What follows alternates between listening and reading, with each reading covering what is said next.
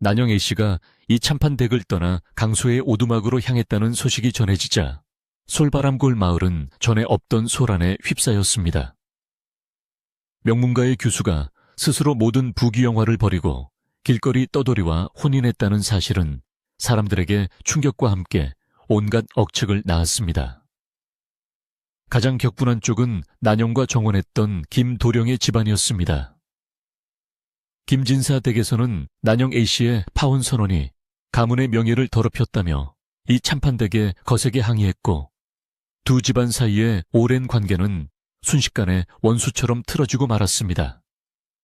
이 참판은 딸의 고집 때문에 가문의 명예가 땅에 떨어지고 오랜 친구와 척을 지게 되자 울분을 참지 못하고 병석에 눕기까지 했습니다. 그는 난영 A씨를 더 이상 자신의 딸로 인정하지 않겠다며 그 어떤 도움도 주지 못하게 엄하게 하인들에게 명했습니다. 새 신부가 된 난영 A씨는 이제 초라한 오두막에서 강소의 부인이라는 새로운 이름으로 살아가게 되었습니다. 오두막은 비록 마을 변두리 볕이 잘 들지 않는 곳에 자리하고 있었지만 난영은 자신의 선택에 후회하지 않았습니다. 오두막 안은 흙벽과 지프로 엮은 지붕으로 이루어져 있었고, 찬바람이 새어 들어오는 문틈으로는 늦가을의 스산한 기운이 그대로 느껴졌습니다. 방 한 구석에는 병색이 완연한 강소의 노모가 기침을 하며 누워 계셨고, 강소에는 자신을 따라와 고생하는 난영의 모습에 미안함과 고마움이 뒤섞인 복잡한 표정을 지었습니다. 난영은 시어머니께 정성껏 절을 올리고 익숙하지 않은 부엌으로 들어가 아궁이에 불을 피웠습니다. 양반가에서 귀하게 자란 고운 손이었지만 그녀는 이미 스스로 모든 어려움을 감수하겠다고 다짐한 터였습니다. 난영 A씨가 겪어야 했던 시련은 상상 이상이었습니다. 이 참판댁에서는 그 흔한 쌀 한 톨, 옷 한 벌조차 가져오지 못하게 막았기 때문에 강소의 집은 그야말로 끼니를 걱정해야 할 형편이었습니다. 강소에는 당장 생계를 책임져야 했지만 달리 가진 재주가 없어 그저 장터에서 힘든 자비를 얻어 하루 벌어 하루를 사는 처지였습니다. 난영 A씨는 매일 아침 일찍 일어나 시어머니를 봉양하고 맑은 시냇물에 빨래를 하며 초라한 텃밭을 일구는 고된 노동을 시작했습니다. 그녀의 손은 얼마 지나지 않아 거칠게 변해갔지만 그녀의 눈빛만은 처음 강소의 관상을 보았을 때처럼 맑고 흔들림이 없었습니다. 그녀는 자신의 고생이 언젠가 강소애가 세상의 빛을 발할 날의 밑거름이 될 것이라 굳게 믿었습니다. 이 참판댁에서 가장 오랫동안 집안일을 도왔던 집사 돌쇠 영감은 난영 A씨의 소식을 듣고 깊은 안타까움에 빠졌습니다. 그는 몰래 난영 A씨의 오두막 근처를 맴돌다가 A씨가 흙먼지를 뒤집어쓰고 밭일을 하는 모습을 보고는 눈물을 글썽였습니다. 어느 날 저녁 돌쇠 영감은 아무도 모르게 난영 A씨를 찾아와 쌀이 든 작은 포대와 쌈짓돈을 건네려 했습니다. 난영 A씨는 단호하게 고개를 저으며 받지 않았습니다. 영감님, 저를 염려해 주시는 마음은 감사하오나 아버님께서는 이미 저와 이 집안의 인연을 끊으셨습니다. 제가 스스로 택한 길이니 이 고난 또한 제가 감당해야 할 몫입니다. 만약 지금 제가 도움을 받는다면 저의 이 고생이 강소의 도련님의 앞길을 막을까 두렵습니다. 그녀의 단호하지만 예의 바른 태도에 돌쇠 영감은 더 이상 강요할 수 없었습니다. 돌쇠 영감은 다만 한마디의 조언만을 남겼습니다. 그는 난영 A씨의 눈을 깊이 들여다보며 잔잔하지만 울림 있는 목소리로 말했습니다. 아가씨, 사람의 그릇은 눈에 보이는 것만으로는 알 수 없는 법이지요. 그릇이 크다고 해도 비어 있으면 소용이 없고 작다고 해도 그 안에 진국이 담겨 있으면 귀한 법입니다. 허나 그 그릇을 채우는 건 하늘의 뜻도 있겠지만 결국 아가씨의 몫입니다.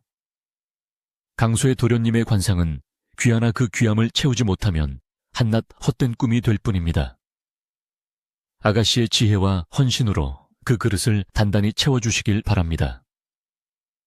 돌쇠 영감은 그 말을 끝으로 조용히 어둠 속으로 사라졌고 난영 A씨는 그 깊은 뜻을 마음속에 새겨 넣었습니다.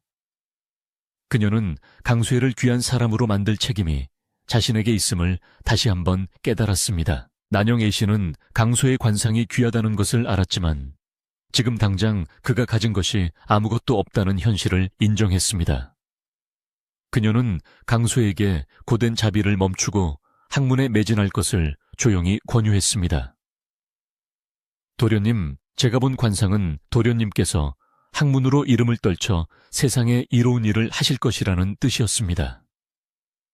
지금 이 육신의 고통을 잠시 내려놓고 그 귀한 재주를 썩히지 마십시오. 먹고 사는 일은 염려 마십시오. 비록 제 손으로 흙길을 해야 할지라도 도련님께서 책을 펼칠 수 있도록 제가 힘껏 뒷바라지하겠습니다. 제가 도련님의 그릇을 채우는 마개가 되겠습니다. 난영의 진심 어린 말에 강수혜는 깊은 감동을 받았습니다. 그는 난영이 비단 그저 아름다운 외모를 가진 양반가 규수가 아니라 사람의 가치를 알아보고 미래를 꿰뚫어보는 현명한 아내임을 깨달았습니다. 강수혜는 다시 책을 펼쳤습니다. 그러나 오두막에는 낡고 해진 서책, 몇 권만이 전부였고 과거 시험에 필요한 필사본들은 구할 엄두조차 내지 못했습니다. 난영 A씨는 강수혜가 공부에 전념하는 동안 더욱 고된 생활고에 시달려야 했습니다. 그녀는 마을 부잣집의 허드레시를 도맡아 하고 남이 버린 채소 껍질을 얻어와 국을 끓였습니다. 마을 사람들의 멸시와 수군거림은 난영 아씨를 더욱 힘들게 하는 보이지 않는 채찍이었습니다. 저 꼴을 보라지. 그렇게 잘나더니 결국 거지의 아내가 되어 저리 흘길을 하는구나. 양반 체면은 다 어디로 갔나. 관상은 무슨 관상 미쳤지. 아낙네들은 난영 A씨가 빨래를 하러 시냇가에 올 때마다 대놓고 비웃거나 뒤에서 삿대질을 했습니다. 특히 마을의 소문난 부자인 박진사댁 아들은 난영 A씨를 향한 질투심에 가득 차 있었습니다. 그는 과거 난영 A씨에게 구원했다가 거절당했던 일이 있었기에 그녀가 초라하게 몰락한 모습을 보며 쾌재를 불렀습니다. 어느 날 난영 A씨가 장터에서 무거운 짐을 이고 힘겹게 걷고 있을 때 박진사댁 아들이 말을 타고 으스대며 지나가다가 난영 A씨 앞에서 멈춰 섰습니다. 그는 코웃음을 치며 난영 A씨에게 모욕적인 말을 던졌습니다. 아니, 이것이 이 참판댁 고명딸 난영 A씨가 아닌가. 옷차림이 영락없는 하인이 되었네 그려. 하긴 거지의 마누라가 되었으니 그 꼴이 당연하겠지. 자네 남편 관상이 귀하다더니 흙이나 파서 먹을 팔자인가 보. 쯧쯧.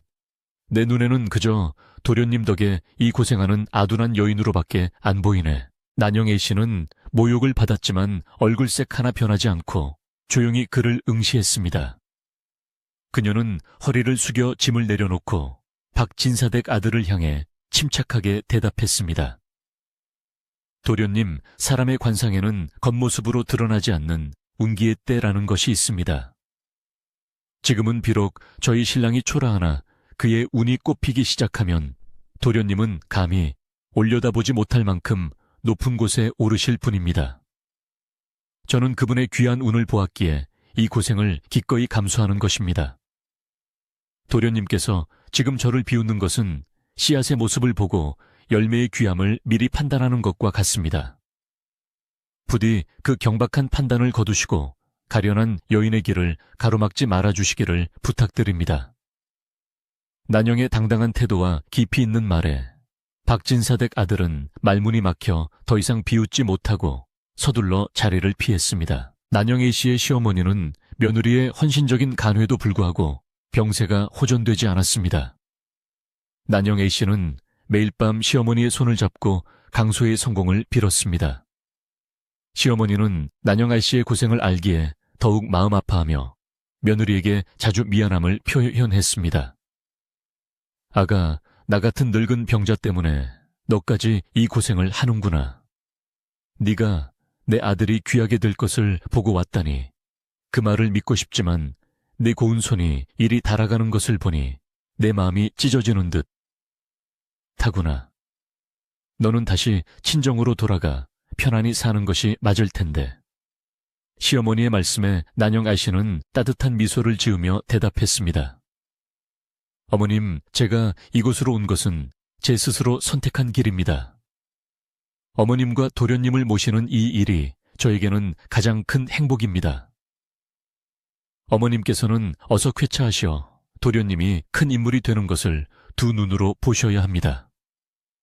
난영의 굳은 효심은 강소에게 큰 위안과 함께 학문에 더욱 정진할 힘을 주었습니다. 강소에는 난영의 헌신과 돌소에 영감의 조언을 가슴에 새기고 밤낮 없이 책을 읽고 글을 썼습니다.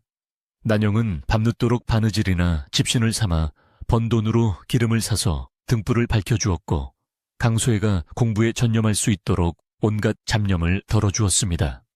오두막은 비록 춥고 가난했지만 난영과 강소의 서로를 향한 믿음과 사랑, 그리고 강소의 학문을 향한 열기로 인해 그 어느 곳보다 따뜻하고 희망이 가득한 보금자리가 되어가고 있었습니다. 난영 A씨의 고난은 계속되었지만 그녀는 강소애라는 큰 그릇을 채우는 일에 자신의 모든 것을 바치며 묵묵히 시련을 견뎌냈습니다. 그녀의 시집살이는 고통스러웠으나 그녀는 그 고통 속에서 자신의 진정한 가치를 발견하고 더욱 단단한 사람으로 성장하고 있었습니다. 이제 남은 것은 강소애가 그 귀한 관상대로 세상에 나아가 빛을 발하는 것뿐이었습니다. 난영 A씨의 헌신적인 뒷바라지 덕분에 강소애는 밤낮 없이 학문에 몰두할 수 있었지만 그의 앞을 가로막는 시련은 여전히 혹독했습니다. 가장 큰 문제는 역시 필요한 서책이 부족하다는 점이었습니다. 강소애는 타고난 재능이 뛰어나 독학만으로도 뛰어난 실력을 갖추었지만 과거 시험에 대비하기 위해서는 명망 있는 학자들이 엮은 귀한 교재와 논평을 필사해야 했습니다. 오두막에 있는 몇 권의 낡은 책으로는 한계가 명확했고 난영이 아무리 열심히 일을 해도 서책을 살 돈을 마련하기는 하늘의 별 따기였습니다. 난영은 매일 강소애가 부족한 학문에 대한 갈증 때문에 고통스러워하는 모습을 지켜보며 안타까움을 금치 못했습니다. 그녀는 강소애에게 미안함을 느끼면서도 자신이 해줄 수 있는 일이 더 이상 없다는 사실에 깊은 절망감을 느꼈습니다. 그럼에도 불구하고 난영 A씨는 강소애의 재능을 확신했습니다.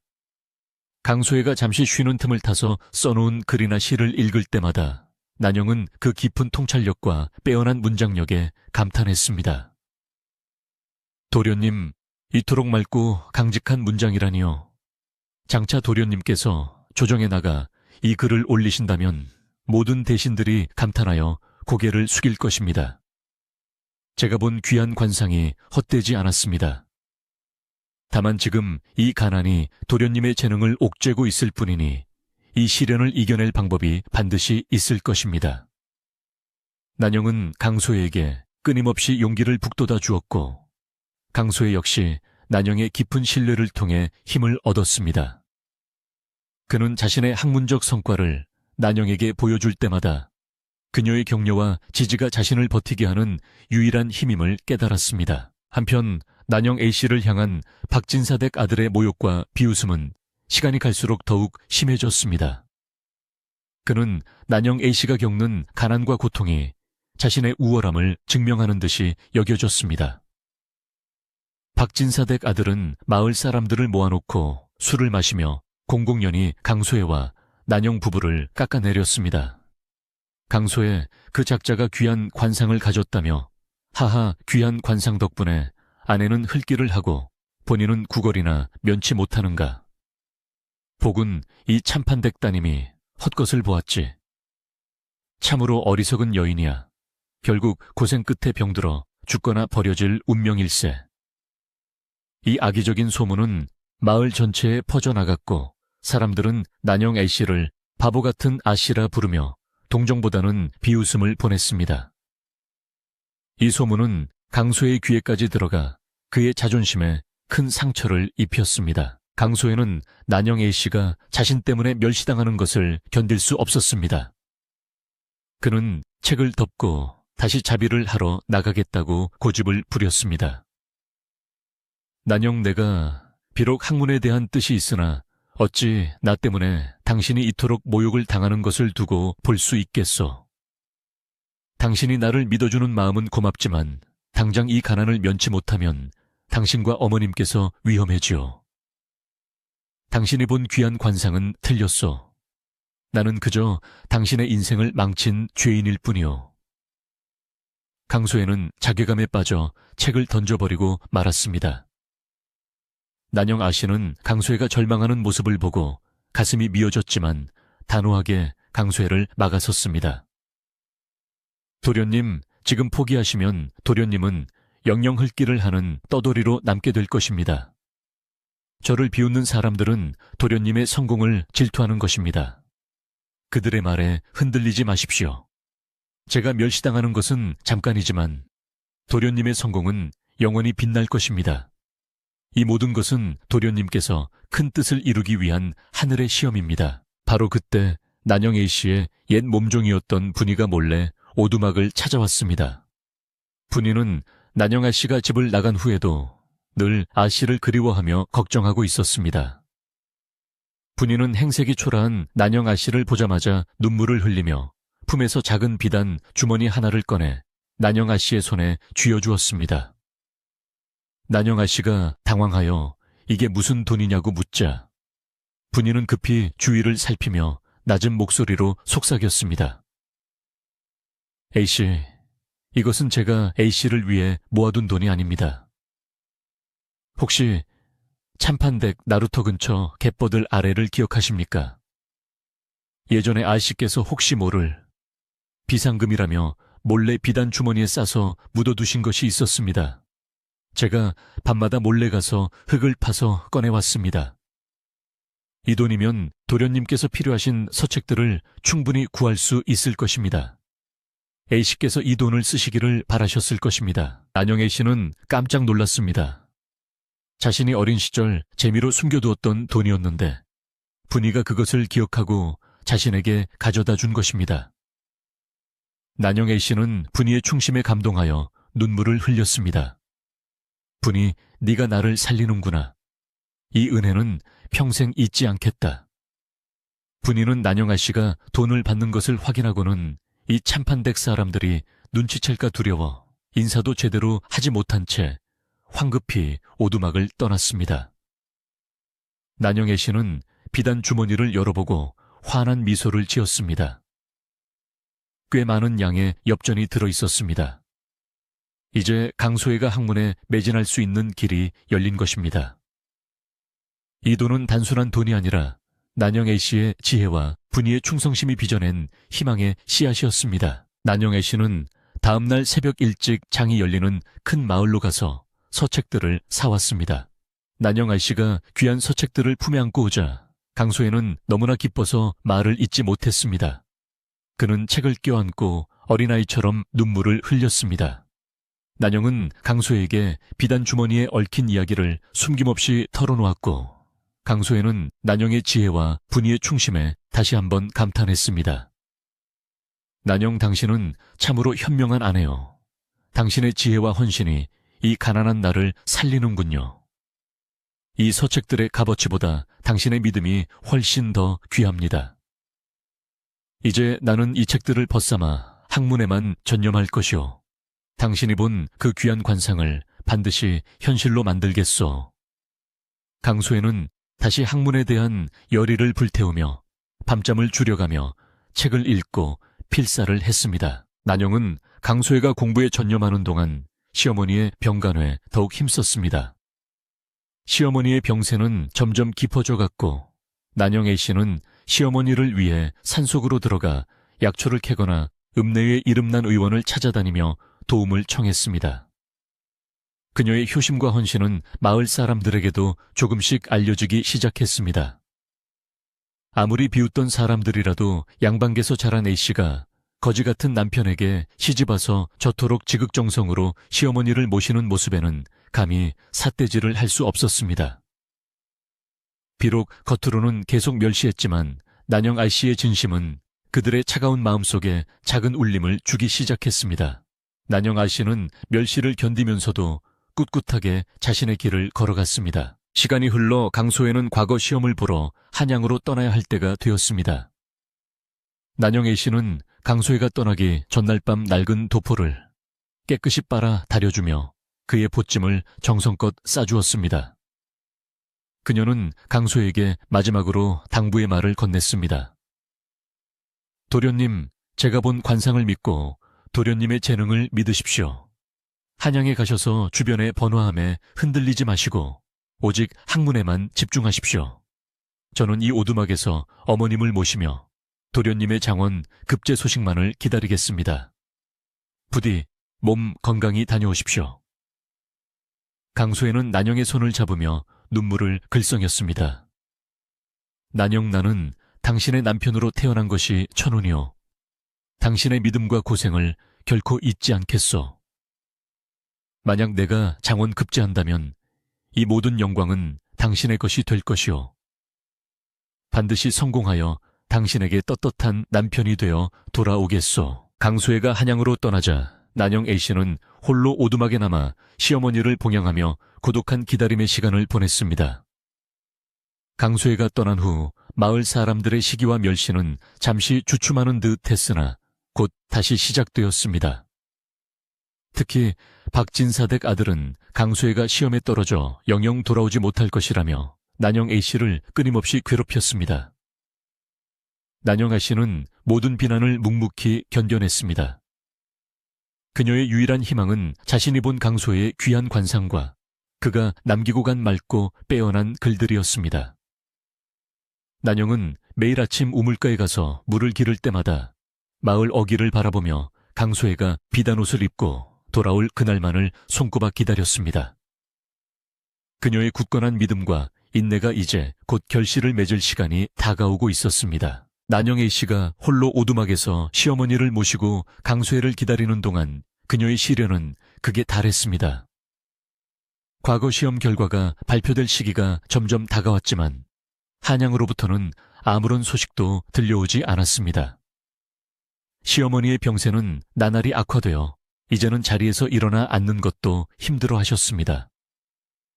난영 A씨는 며칠 밤낮을 세워 시어머니의 곁을 지켰고 겨우 남은 쌀마저 떨어져 오두막에는 더 이상 먹을 것이 없었습니다. 난영 A씨는 자신의 모든 것을 바쳐 마련한 돈으로 서책을 샀기에 이제는 누구에게도 손을 벌릴 수 없는 막다른 지경에 몰렸습니다. 그녀는 굶주림과 피로로 인해 몸과 마음이 모두 지쳐갔지만 시어머니에게는 내색하지 않고 늘 미소를 지어 보였습니다. 가장 혹독했던 것은 마을 사람들의 냉대였습니다. 강소혜가 과거에 떨어져 돌아오지 못할 것이라는 소문이 돌자 난영 A씨를 향한 멸시는 더욱 가혹해졌습니다. 사람들은 난영 A씨의 어리석은 선택이 이제 파국을 맞이했다고 공공연히 수군거렸습니다. 심지어 이 참판댁의 하인들조차 난영 A씨가 굶주림에 시달리고 있다는 것을 알았지만 이 참판의 엄명 때문에 누구 하나 감히 도움의 손길을 내밀지 못했습니다. 난영 A씨는 친정 아버지에게서마저 버림받은 채 홀로 이 모든 고통을 감당해야 했습니다. 박진사댁 아들은 이 기회를 놓칠세라 난영 A씨를 찾아와 조롱했습니다. A씨, 이제라도 저를 보십시오. 제가 도련님의 가난한 아내보다는 이 부잣집의 첩이라도 되는 것이 낫지 않겠소. 그 귀한 관상이라는 것이 결국 당신을 굶주리게 했으니 이제라도 현실을 깨달으시오. 그의 모욕적인 제안에 난영 A씨는 굳게 입술을 깨물었지만 끝내 자신의 믿음을 포기하지 않았습니다. 난영 A씨는 매일 새벽 우물가에 나가 정화수를 떠놓고 강소혜의 무사 귀환과 과거 급제를 간절히 빌었습니다. 시어머니의 숨소리가 점점 거칠어지던 어느 밤 난영 A씨는 시어머니의 손을 잡고 눈물을 흘리며 나지막이 속삭였습니다. 어머님, 부디 강소혜 도련님이 오실 때까지 눈을 감지 마십시오. 도련님의 귀한 관상이 헛되지 않았음을 두 눈으로 보셔야 합니다. 난영의 간절한 기도가 하늘에 닿았던 것일까요? 시어머니는 희미한 미소를 지으며 난영 A씨의 손을 꼭 잡아주었지만 그 순간 난영은 시어머니의 기력이 다했음을 직감하고 깊은 슬픔에 잠겼습니다. 난영 A씨가 시어머니의 임종을 준비하며 홀로 눈물을 흘리고 있을 때 멀리서 북소리가 요란하게 들려오기 시작했습니다. 처음에는 난영 아씨는 자신의 환청이라 생각했습니다. 그러나 북소리는 점점 가까워지고 이어서 온 마을을 뒤흔들듯 단 우렁찬 함성이 들려왔습니다. 강소의 선비장원, 급제요장원, 급제하셨소. 난영 A씨는 믿을 수 없어 넋을 잃고 오두막 문을 열었습니다. 마을 사람들이 모두 뛰쳐나와 놀라움과 기쁨이 뒤섞인 얼굴로 마을 어귀를 향해 달려가고 있었습니다. 난영 A씨는 자신의 심장이 멈춘 듯한 충격을 느끼며 낡은 오두막 문에 기대어 떨리는 숨을 몰아쉬었습니다.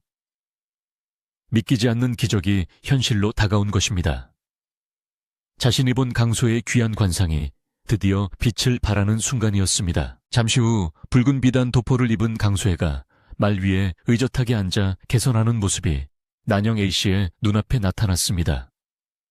그는 어엿한 새신랑의 모습이었으며 그의 얼굴에서는 고생의 흔적 대신 관상에서 보았던 맑고 귀한 기운이 넘쳐 흐르고 있었습니다. 그의 뒤로는 진과 북을 치는 악사들과 나졸들이 행렬을 이루며 솔바람골을 가득 메웠습니다. 마을 사람들은 경악을 금치 못했습니다. 불과 몇 달 전까지 구걸이나 면치 못하던 떠돌이 거지가 이제는 나라의 인정을 받은 장원 급제자가 되어 금이 환향한 것입니다. 특히 난영 A씨를 비웃고 모욕했던 박진사댁 아들은 강소애의 위풍당당한 모습을 보고 얼굴이 창백해져 감히 눈을 마주치지 못하고 황급히 집 안으로 숨어버렸습니다. 강소애는 오두막 앞에 말을 멈추고 말에서 내려 난영 아씨에게로 다가갔습니다. 난영 아씨는 강소애의 변한 모습을 보고 기쁨과 감격에 겨워 눈물을 흘렸습니다. 강소애는 난영 아씨의 손을 잡고 고생에 거칠어진 그녀의 손을 자신의 붉은 도포 소매로 조심스럽게 감싸 쥐었습니다. 난영, 내가 돌아왔소. 당신의 믿음과 헌신 덕분에 내가 장원 급제할 수 있었소. 이 모든 영광은 오직 당신의 것이오. 강소애는 마을 사람들 앞에서 난영 아씨의 손을 놓지 않고 그녀의 지혜와 헌신을 칭송했습니다. 여러분, 이 여인은 제가 초라한 떠돌이였을 때 저의 관상을 보고 장차 귀하게 될 것을 예견하고 모든 부귀영화를 버리고 저에게 시집온 현명하고 용기 있는 아내입니다. 그녀가 아니었다면 저는 영영 흙 속에 진주로 묻혀버렸을 것입니다. 이 여인의 안목과 고생이 오늘의 저를 만들었습니다. 강소애의 진심 어린 고백에 마을 사람들은 그제야 자신들의 어리석음과 경박함을 깨닫고 고개를 숙였습니다. 강소애는 곧바로 시어머니가 계신 방으로 들어갔습니다. 시어머니는 이미 위독한 상태셨지만 아들이 장원 급제하여 금이 환향한 모습을 보자 마지막 기력을 짜내 미소를 지었습니다. 강소애는 어머니의 손을 잡고 눈물을 흘리며 자신의 성공을 알렸습니다. 어머님, 저 강소애가 장원 급제했습니다. 모두 난영의 헌신 덕분입니다. 시어머니는 마지막 힘을 다해 난영 A씨의 손을 잡고 고마움을 표한 후 평온한 얼굴로 눈을 감았습니다. 난영 아씨는 눈물을 흘리면서도 시어머니께서 강소의 성공을 보시고 돌아가신 것에 작은 위안을 느꼈습니다. 강소애와 난영은 시어머니의 장례를 정성껏 치렀습니다. 장원 급제자의 어머니 상이었기에 온 마을 사람들이 조문하러 왔고 난영 아씨를 비웃던 사람들은 죄책감과 존경심을 담아 난영 아씨에게 조의를 표했습니다. 이 소식은 이 참판댁에 가장 큰 충격과 회한을 안겨주었습니다. 이 참판은 딸 난영 A씨가 길거리 거지와 혼인한다고 했을 때 그를 짐승 취급하며 내쫓았고 그 후 단 한 번도 딸을 돌아보지 않았습니다. 이제 자신의 딸이 현명한 안목으로 나라의 제목을 알아보았고 그가 장원 급제자가 되어 돌아왔다는 소식을 듣자 이 참판은 자신의 어리석음과 편협함에 통곡했습니다. 그는 아내와 함께 서둘러 난영 A씨의 오두막을 찾아왔습니다. 붉은 비단 도포를 입은 사위 강소애와 묵은 때가 묻었지만 여전히 고고한 기품을 지닌 딸 난영을 보자 이 참판은 무릎을 꿇고 눈물을 흘리며 사죄했습니다. 난영과 내가 너의 지혜를 알아보지 못하고 너와 사위에게 큰 죄를 지었다. 이 어리석은 아비를 용서해다오. 그리고 사위 내 자네를 천하다고 무시했으니 무슨 면목으로 자네를 보겠는가. 하지만 자네의 됨됨이와 학문은 이미 하늘이 인정한 것이니 이제부터 자네를 나의 진정한 사위로 인정하겠네. 난영아 씨는 눈물을 흘리는 아버지를 부축하며 모든 원망을 내려놓았습니다. 아버님 소인은 아버님께서 염려하셨던 마음을 압니다. 모든 것은 이미 지난 일입니다. 이제 도련님께서 귀하게 되셨으니 아버님께서는 염려를 거두십시오. 강소혜 역시 장인을 향해 공손히 절을 올리고 따뜻한 말로 위로했습니다. 장인어른, 모든 것은 하늘의 뜻이었고 이제 저희 부부는 새로운 삶을 시작할 것입니다. 염려 마십시오. 이 참판은 딸과 사위를 다시 집으로 데려가 극진히 대접하고 싶어 했습니다. 난영가, 이제 너는 다시 이 참판댁의 딸로 돌아와 예전처럼 편안히 살거라. 내가 너를 위해 가장 좋은 방을 다시 꾸며 놓으마. 이 참판은 난영에게 멸시와 고생이 끝났음을 알리며 옛집으로 돌아갈 기회를 주었습니다. 그러나 난영 A씨는 잠시 생각하더니 조용히 고개를 저었습니다. 아버님 소인은 이제 강소의 도련님의 아내입니다. 저희 부부는 이 오두막에서 함께 고생했고 이곳에서 도련님의 꿈이 이루어졌습니다. 이 오두막은 비록 작지만 저희에게는 가장 소중한 보금자리입니다. 저희는 당분간 이곳에서 살면서 도련님께서 관직에 나아가실 준비를 할 것입니다. 아버님께서 주시는 마음만 감사히 받겠습니다. 난판 A씨는 부귀영화 대신 남편과 함께 고생했던 초라한 오두막에서 진정한 안정을 찾고자 했습니다. 그녀의 결정은 마을 사람들에게 그녀의 겸손함과 굳은 의지를 다시 한번 보여주었고 모두가 난영 A씨의 현명함에 고개를 끄덕였습니다. 강소혜는 난영 A씨의 손을 잡으며 그녀의 깊은 마음에 감사했습니다. 이제 모든 갈등은 해소되었고 솔바람골 마을에는 평화와 존경의 분위기가 감돌기 시작했습니다. 강소혜가 장원 급제하고 정식으로 관직에 올라 한양으로 떠날 준비를 하는 동안 난영 A씨는 여전히 솔바람골 마을 변두리에 오두막에 머물렀습니다. 강소혜는 나라의 인정을 받은 벼슬아치가 되었지만 난영 A씨는 과거 양반가의 규수 시절의 화려한 옷, 대신 검소하지만 단정하게 수선한 옷을 입고 예전처럼 새벽부터 부지런히 움직였습니다. 이 참판댁에서 새 집을 지어주겠다고 했으나 난영 A씨는 강소혜와 함께 이곳에서 희망을 키워왔던 추억을 잊을 수 없다며 오두막을 확장하고 보수하는 것으로 만족했습니다.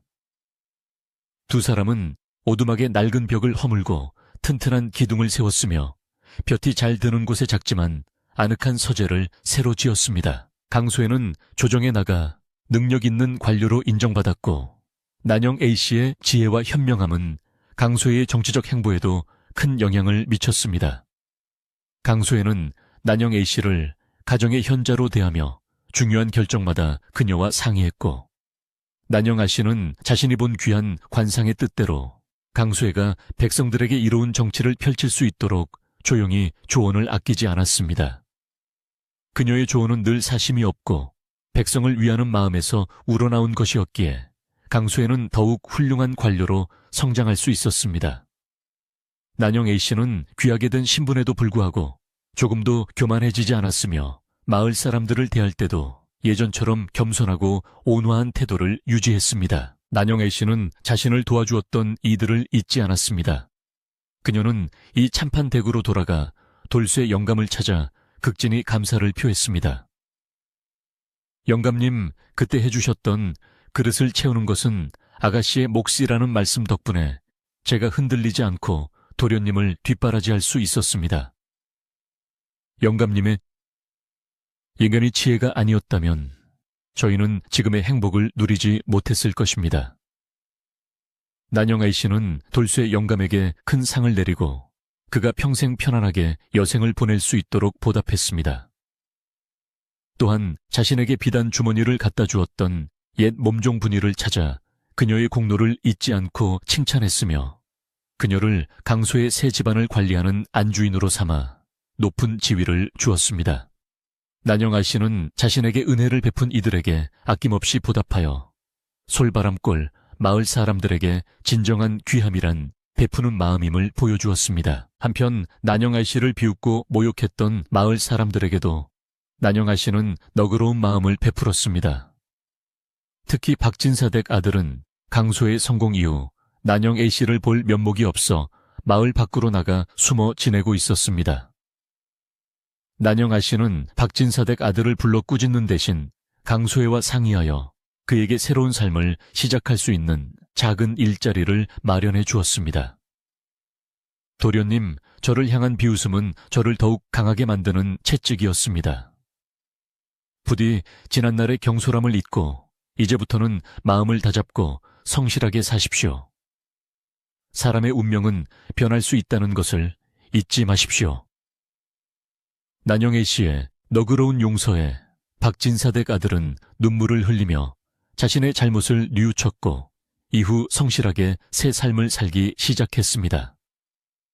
난영아 씨의 넓은 아량은 마을 사람들에게 깊은 감동을 주었고 이제 마을 사람들은 난영아 씨를 존경과 사랑의 눈빛으로 바라보았습니다. 강소혜는 관직을 수행하며 바쁜 나날을 보냈지만 난영아 씨를 향한 사랑과 존경은 변함이 없었습니다.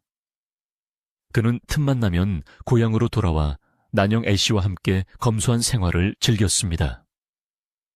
난영 A씨는 매번 강소혜를 위해 정성껏 소박한 밥상을 차렸고 두 사람은 마주 앉아 늦은 밤까지 학문과 세상사에 대해 이야기를 나누었습니다. 난영 A씨의 지혜와 통찰력은 강소혜가 조정에서 겪는 어려움을 해결하는 데 큰 도움이 되었고 강소혜는 그녀의 현명함에 깊이 감사했습니다. 그들의 사랑은 물질적인 풍요가 아닌 서로에 대한 깊은 신뢰와 존중을 바탕으로 더욱 단단하게 익어갔습니다. 그들의 보금자리는 비록 크고 화려하지는 않았지만 세상 어느 대갓집보다 따뜻하고 행복한 기운이 넘쳐 흘렀습니다. 늦가을에서 초겨울로 넘어가는 어느 저녁 강소혜와 난영 A씨는 오두막을 확장하며 새로 지은 작은 정제에 앉아 고요한 밤하늘을 올려다보았습니다. 하늘에는 맑은 초승달이 떠 있었고 솔바람골 마을에는 고요한 정적이 감돌았습니다. 강소혜는 난영 A씨의 손을 잡고 부드럽게 미소 지었습니다. 난영, 이 모든 것이 꿈만 같소. 당신이 아니었다면 저는 여전히 떠돌이 신세를 면치 못하고 세상의 빛을 보지 못했을 것입니다. 저는 당신의 안목과 사랑 덕분에 이 자리에 설 수 있었습니다. 강소혜의 진심 어린 고백에 난영 A씨는 따뜻한 미소를 지으며 고개를 끄덕였습니다. 난영 A씨는 고요한 밤하늘을 응시하며 차분한 목소리로 대답했습니다. 도련님, 제가 본 귀한 관상이 이제야 빛을 발하는군요. 하지만 이 모든 것은 제가 본 관상 때문이 아니라 도련님의 노력과 고난 속에서도 꺾이지 않았던 굳은 의지, 그리고 하늘의 뜻이었습니다. 저는 다만 도련님이라는 귀한 그릇을 알아보고 그 그릇이 흙먼지에 묻히지 않도록 잠시 곁을 지켰을 뿐입니다. 진정한 귀함은 겉모습에 있지 않고 바로 도련님의 깨끗한 마음과 노력에 있었습니다. 난영 A씨는 강소혜의 손을 더 깊이 잡았습니다. 강소혜는 난영 A씨의 손등에 입을 맞추며 말했습니다. 난영, 당신의 지혜와 헌신이야말로 이 세상 그 어떤 귀한 보물보다 값진 것이오. 내가 본 관상의 귀함은 사실 당신을 아내로 맞이할 수 있는 나의 운이었던 것 같습니다. 난영 A씨는 조용히 미소 지었습니다. 그녀의 미소는 모든 시련을 이겨낸 사람만이 가질 수 있는 평화로움과 만족감이 담겨 있었습니다. 솔바람골. 마을의 밤은 깊었지만 난영과 강소혜가 나누는 사랑과 믿음으로 인해 그 오두막 주변은 어느 때보다 따뜻하고 아늑했습니다. 난영 A씨와 강소혜의 이야기는 이후 사람의 참된 귀함은 겉모습이나 재산에 있지 않고 그 사람의 마음과 그것을 알아본 지혜에 있다는 교훈으로 오래도록 사람들의 입에 오르내리며 전해졌습니다. 그리고 난영애 씨는 조용히, 아주 조용히 미소 짓습니다.